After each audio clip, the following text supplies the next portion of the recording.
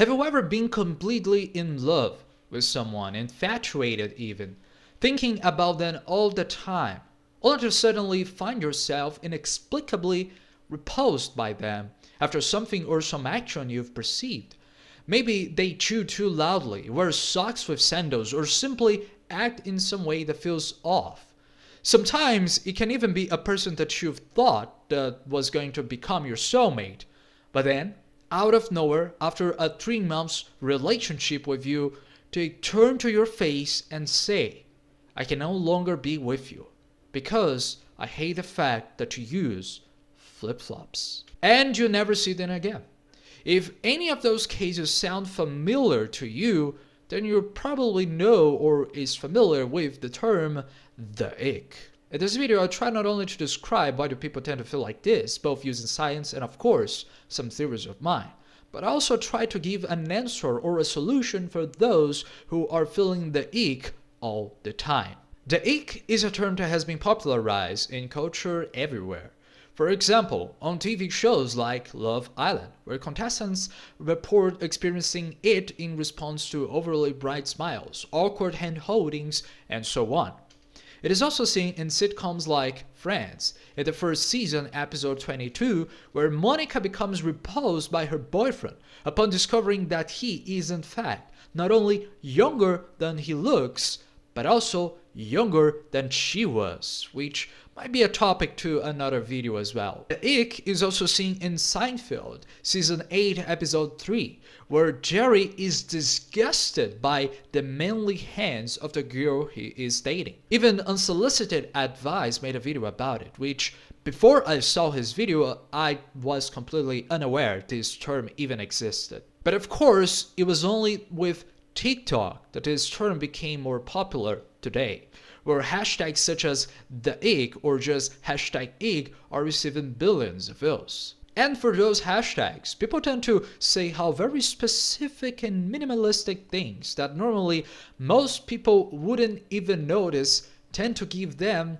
the ick, such as awkwardly chasing a ping pong ball, seeing a guy rumbling about the ick on YouTube, or licking their finger before turning a page, which, okay, I can understand this one. But even if there are desirable and undesirable traits to have in a partner, especially due to the last one, traits like infidelity, untrustworthiness, poor hygiene, and so on, the icks many people tend to describe, although might also be seen as a way of creating humor at first, many of them are being very serious, especially those on TV shows, for example. And now, it begs the question, why do these people, or even you, tend to feel like that? Why do some people, after idealizing someone for so long, are able to day to night, completely change your opinions or even feelings regarding this person that once was so much desired by them, or even change your opinions about you? Who knows? So why does this happen? And with this, the researchers of this article made a very obvious connection of how many of those behaviors of the ick are not only associated with an image of disgust and repulsion, but also how they can be seen as a way to hold a position of judgment to the person feeling the ick to that one which they have felt icked for, let's say. First, they wanted to know which were the most common icks people tended to have, and differentiate them per gender. For that, they used TikTok, and with this they saw that most of the videos, maybe due to the platform or even the terminology itself, had a strong bias to be only about women experiences with the ick, while only 22% of the videos were related to the icks that men had. So most people who tended to complain about that were women on average. Maybe men have different terms and different ways of expressing it, but on average, most of the people who expressed feeling the ick were women. Then they started to experiment with real people, of which they tried to correlate those most common icks they found, the participants' agreement to those icks, and their personality traits of narcissism, perfectionism, and disgust. But first, some statistics. 64% of the participants say that they have felt the ick before. For women, the ick with the highest frequency of 40% was when he laid his head on my shoulder. While for men, on the other hand, the highest ick only had 29% frequency and was about women who say that they were into astrology. This is a table if you want to take a look of them. When it came to the likelihood due to a partner Q, women reported getting the ick more because of misogyny and annoying speeches of men, while fashion was one of the lowest. For men, it was majorly due to the physical appearance and vanity on the part of the women. But also most of other cues were also very high, such as being masculine, having annoying speech, and so on. And of those people, 42% stopped dating the person they have felt the ick, while 26% have ended their relationship immediately after feeling it. How crazy, right? 32% continued dating despite the ick, and 92% of those who felt the ick tended to report to a close one, such as a friend, a family member, a co-worker, but only 28% reported directly to the person they were dating. They simply didn't talk about what was displeasing then. Why? Well, this might be when the personality results come at hand. Although there aren't any percentages here, narcissism, perfectionism, and disgust sensitivity were highly associated with the ick. First, narcissism. People who tend to have elevated partner expectations, a heightened sensitivity to a partner's perceived flaws, can have an inflated sense of self-worth and an expectation that romantic partners reflect and affirm one's superior qualities, which can intensify aversive reactions to a partner that doesn't do just that.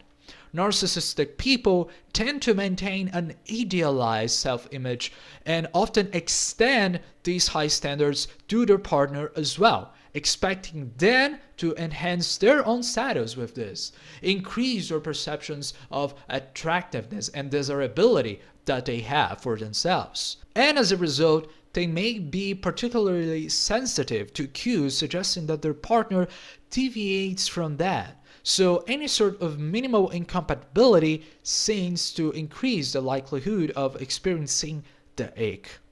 In a similar way, those who are oriented to perfectionism, those who hold excessively high standards for themselves, can extend that to others as well.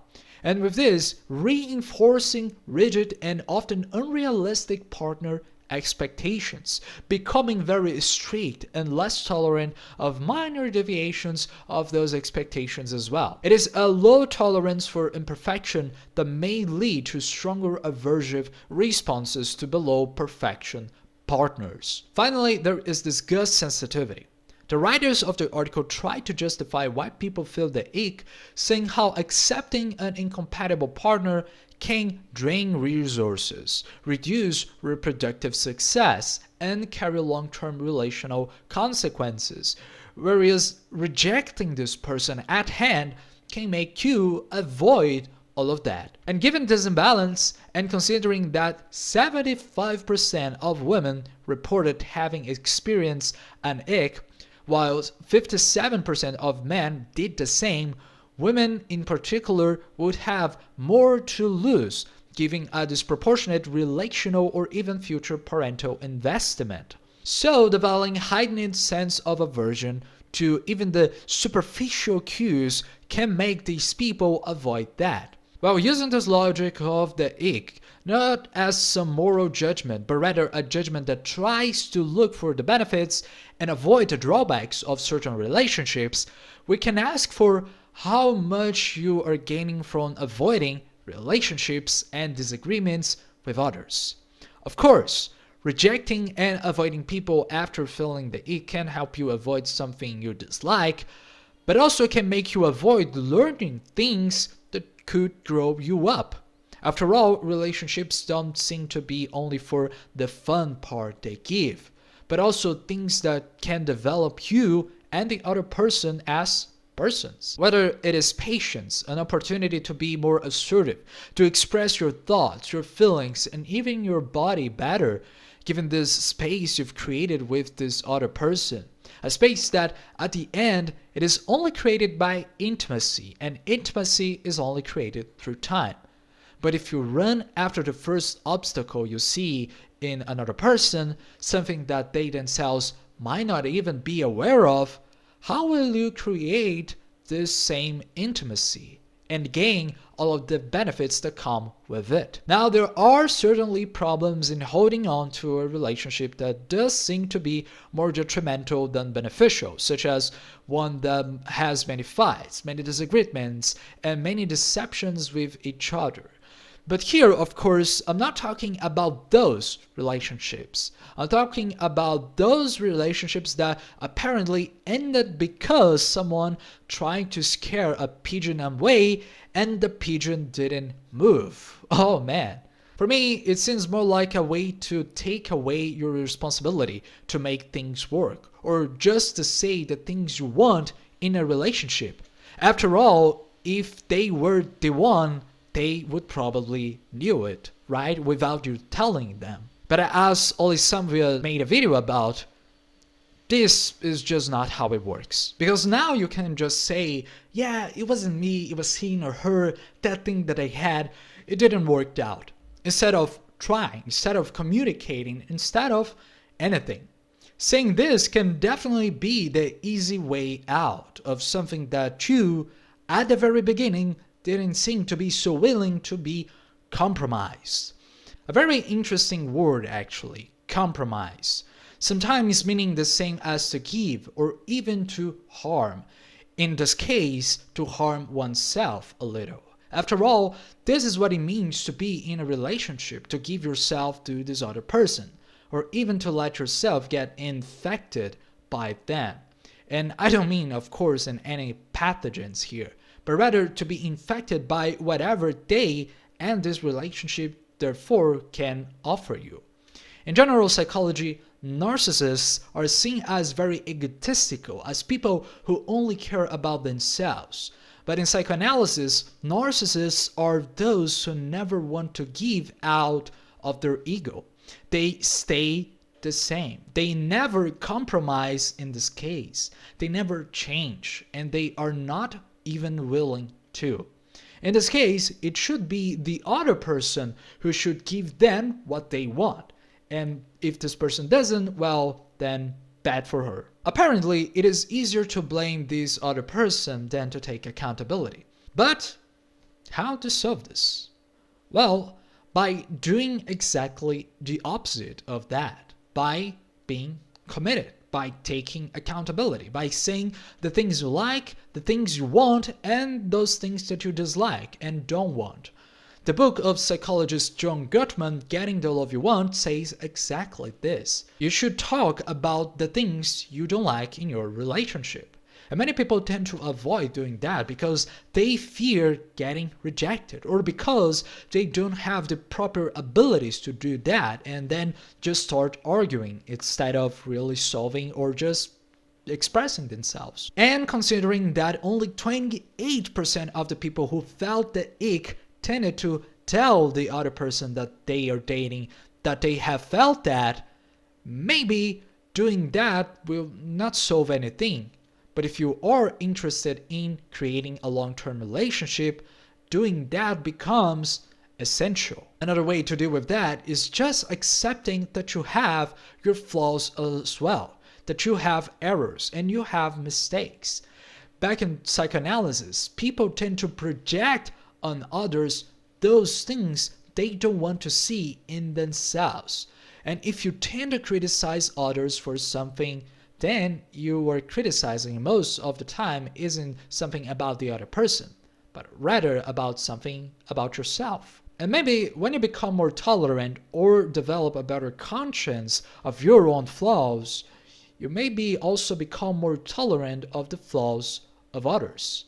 That is, when you destroy your ego and stop using it as a shield to protect who you are, you may be able to become much more, and with this, not only accept another person in your life with their benefits and flaws, but also to become the person which can offer something of value as well. And all of this starts by not looking and pointing fingers at the other person, but by, of course, starting to take a look at yourself. And who knows, this is my interpretation. I would gladly read yours in the comments below. And if you are interested in a psychoanalytic consultation as well, you can check the link in the description and book a session with me. For now, this is it. Like, subscribe, and I see you in the next video. Goodbye.